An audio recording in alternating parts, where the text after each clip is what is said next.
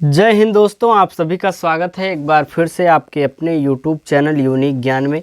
आज हम BA first semester का पॉलिटिकल साइंस अर्थात राजनीति विज्ञान का चैप्टर 5 पढ़ेंगे, जिसमें हमें पढ़ना है मौलिक कर्तव्य के बारे में। इसके पहले हमने मौलिक अधिकार और सभी 4 चैप्टर्स हमने अच्छे से पढ़ लिए हैं। अगर आपने वीडियो नहीं देखी हो, लेक्चर्स नहीं देखे हो, तो आप हमारे चैनल पर विज़िट कीजिए। आपको प्लेलिस्ट मिल जाएगी BA first semester political science classes.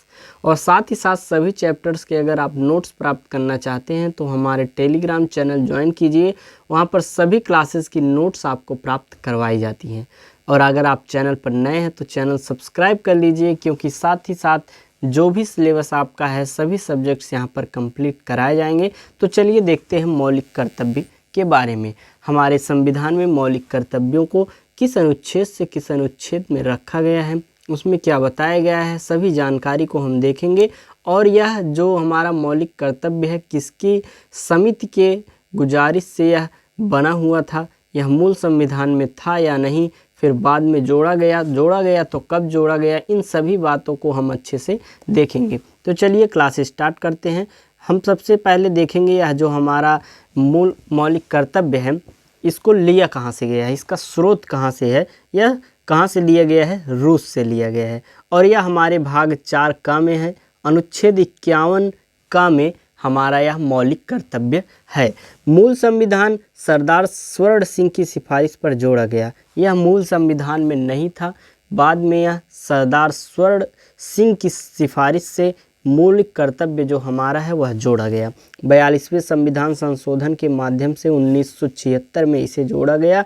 किसके सिफारिश पर जोड़ा गया, यह बहुत ही इम्पोर्टेंट है आपके लिए। सरदार स्वर्ण सिंह की समिति से यह जो सिफारिश किया गया तब मौलिक कर्तव्य हमारा जोड़ा गया था। यह भाग 4 का में है और अनुच्छेद 51 का में है। प्रारंभ में 10 मौलिक कर्तव्य थे, लेकिन वर्तमान में कितने मौलिक कर्तव्य हैं, 11 मौलिक कर्तव्य हैं। 11वां मौलिक कर्तव्य 86वें संविधान संशोधन 2002 के माध्यम से जोड़ा गया था। और यह प्रवर्तनीय नहीं है, अर्थात इसका साथ परिवर्तन नहीं किया जा सकता, परिवर्तन नहीं किया जा सकता, अर्थात बदला नहीं जा सकता। ना ही मौलिक कर्तव्य में दंड का प्रावधान है। जो हमारे मौलिक कर्तव्य हैं, अगर इसका कोई पालन नहीं करता है तो उसे किसी भी प्रकार का दंड नहीं मिलेगा। आगे चलिए देखते हैं। आगे हम देखेंगे अब कौन कौन से अनुच्छेद हैं हमारे इस मौलिक कर्तव्य में। अनुच्छेद 51 हमारा जो है, भारत के संविधान, इसकी संस्थाओं, राष्ट्रध्वज और राष्ट्रगान का आदर करना। हमें मौलिक कर्तव्य हमारा है, भारत के नागरिकों का मौलिक कर्तव्य एक प्रकार से है कि वह भारत के संविधान का तथा इसकी संस्थाओं का, साथ ही साथ राष्ट्रध्वज और राष्ट्रगान का हमें आदर करना चाहिए। स्वाधीनता आंदोलन के आदर्शों का आदर करना चाहिए। स्वाधीनता के लिए जो भी आंदोलन किए गए उसका हमें आदर्श जो हैं उसके, उनका भी आदर करना चाहिए। तीसरा क्या है हमारा कि भारत की संप्रभुता, एकता और अखंडता की रक्षा करना हमारा एक प्रकार से मौलिक कर्तव्य है। अगला, देश की सेवा करना, राष्ट्रीय सुरक्षा में योगदान देना, यह सब भी हमारे मौलिक कर्तव्य के अंतर्गत आते हैं। नागरिकों के बीच भाईचारा को बढ़ावा देना, धार्मिक और भाषाई बहुलता की रक्षा करना एवं स्त्रियों के सम्मान के विरुद्ध प्रथाओं का त्याग करना। मतलब स्त्रियों के सम्मान में जो भी कार्य किए जाएं वो तो ठीक है, लेकिन अगर उसके विरुद्ध कोई भी प्रथा चालू हो या पहले से चल रही हो तो उस प्रथा का त्याग हमें करना चाहिए। और यह हमारा एक प्रकार से मौलिक कर्तव्य है, संविधान में हमारे लिखा गया है। अगला हमारा है सामाजिक संस्कृति की रक्षा करना। सामाजिक संस्कृति जो हमारी है उसकी रक्षा करना हमारा मौलिक कर्तव्य है।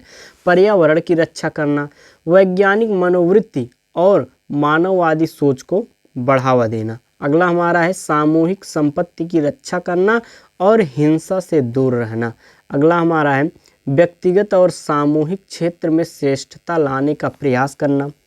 अभिभावकों का यह कर्तव्य होगा कि 14 वर्ष की आयु के बच्चों को शिक्षा प्राप्त करने का अवसर देंगे। मतलब जो भी 14 वर्ष तक के आयु तक के बच्चे हैं उनको शिक्षा का अधिकार एक प्रकार से घर के अभिभावक लोग देंगे। उनका एक प्रकार से यह मौलिक कर्तव्य हो जाता है, जो कि हमारे संविधान में लिखा गया है यह हमारे 11 मौलिक कर्तव्य थे। अब हम देखते हैं अपने मूल कर्तव्यों की प्रवर्तनीयता के बारे में। इन्फोर्सबिलिटी ऑफ द फंडामेंटल ड्यूटीज़। मूल कर्तव्य न्यायालय द्वारा प्रवृत्त नहीं कराए जा सकते हैं, अर्थात किसी नागरिक द्वारा अपने मूल कर्तव्य का पालन नहीं किया जा रहा है तो न्यायालय द्वारा उसे दंडित नहीं किया जा सकता है। यह हमारा उस नियम है। जैसे कि कोई भी व्यक्ति अगर मौलिक कर्तव्यों का पालन नहीं कर रहा है तो उसे किसी भी प्रकार का दंड नहीं दिया जा सकता है, या कोर्ट के माध्यम से उसे कोई भी दंड नहीं दिया जा सकता। अगला क्या है, इस दृष्टि से यह नीति निर्देशक तत्वों में समानता रखता है। यही कारण है कि कभी कभी व्यंग्यात्मक लहजे में मूल कर्तव्य 50 को निरर्थक घोषणाएं भी कह दिया जाता है, क्योंकि इसको मनवाने की कोई भी एक प्रकार से किसी के बस में नहीं है। मतलब अगर कोई करता है मौलिक कर्तव्य का पालन तो ठीक है, नहीं करता है तो उसे किसी भी प्रकार का दंड नहीं दिया जा सकता या उसके साथ जोर ज़बरदस्ती नहीं की जा सकती है। हालांकि कई मामलों में न्यायालय द्वारा कहा गया है कि जिस तरह मूल अधिकार संविधान को समझने के लिए मूलभूत महत्व है, वैसे ही मूल कर्तव्य भी है। अब हम देखेंगे वर्मा समिति हमारा जो 1999 में बना था। भारत सरकार द्वारा मूल कर्तव्यों के प्रचालन के संबंध में वर्मा समिति की गठित की गई थी। ऑपरेशनलिज्म ऑफ फंडामेंटल ड्यूटीज़, अर्थात मूल कर्तव्यों के प्रचालन के संबंध में यह हमारी जो वर्मा समिति है 1999 में इसको गठित किया गया था। और इस समिति द्वारा प्रस्तुत रिपोर्ट के अंतर्गत सर्वोच्च न्यायालय के 138 ऐसे निर्णय की सूची प्रस्तुत की गई जिनमें पर्यावरण संरक्षण को एक मुख्य आधार बनाया गया था।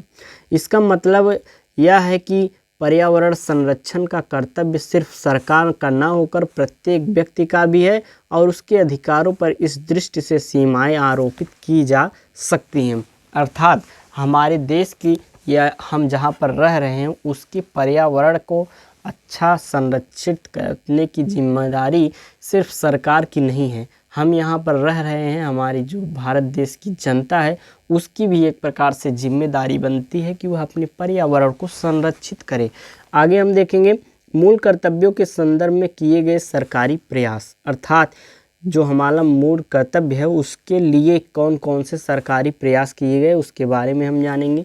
न्यायालयों के साथ साथ भारत सरकार एवं राज्य सरकारों द्वारा कई ऐसे नियम और कानून बनाए गए हैं जो मूल कर्तव्यों को न लागू करते हैं।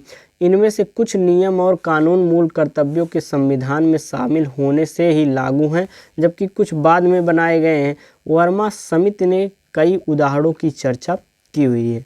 अर्थात जो हमारे कानून हैं कुछ बाद में बने थे, कुछ पहले बने थे, कुछ मौलिक कर्तव्य को पालन करते हैं, कुछ नहीं करते हैं।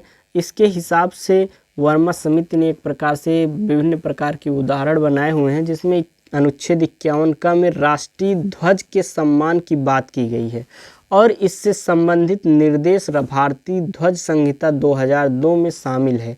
भारतीय संविधान राष्ट्रगीत, राष्ट्रध्वज आदि के अपमान पर रोक लगाता है। कौन? 51 का अनुच्छेद में यह हमें बताए गए हैं।